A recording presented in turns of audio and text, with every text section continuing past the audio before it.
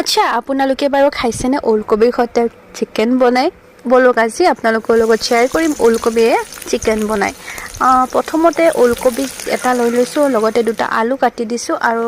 পৰিমাণ অনুযায়ী মিঠাতেল দি তাত পিঁয়াজ দি দিছোঁ পিঁয়াজ মই তিনিটা লৈছোঁ আপোনালোকে চিকেন অনুপাতে পিঁয়াজটো ল'ব মই ডাঙৰ ডাঙৰ সাইজত তিনিটা লৈছোঁ তেলতে অকণমান চেনিও দিছিলোঁ যাতে ৰংটো ভাল আহে ইয়াৰ পিছতে মই কাটি লোৱা আলু আৰু চিকেনখিনি প্ৰথমত দিছোঁ তাৰপিছত ওলকবিখিনিও দিছোঁ আৰু এতিয়া মই আদা নহৰু অকণমান খুন্দি ল'লোঁ আৰু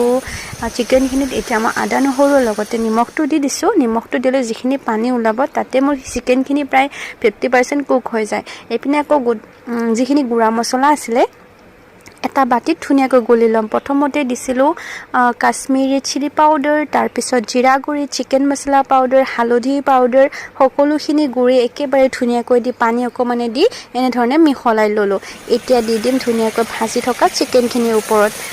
আৰু ইয়াত দেখিছেনে চিকেনখিনিৰ ওপৰত দি দিলোঁ গোটেইখিনি যিখিনি পানী এতিয়া দিছোঁ ন তাৰে লৈ পেলাই আৰু যিখিনি নিমখ দিয়াৰ পিছত চিকেনৰ পানী ওলাইছিলে আমাৰ চিকেনখিনি প্ৰায় 70% কুক হ'ব মছলাখিনি দিয়াৰ পিছত যে ইমান ধুনীয়া গোন্ধ ওলাইছিল মানে আপোনালোকক কি ক'ম আৰু পিছে গোন্ধটো শুঙাব নোৱাৰো ময়ে গোন্ধটো লৈছোঁ আৰু দেই আৰু ঢাকনি লগাই ধুনীয়াকৈ সিজা লোৱাৰ পিছতে এটা কাটি লোৱা বিলাহী দিছোঁ বিলাহীটো পিছে মই অকণমান পিছতকৈ দিওঁ যাতে অকণমান গোটা গোটা ভাৱটো থাকেই আৰু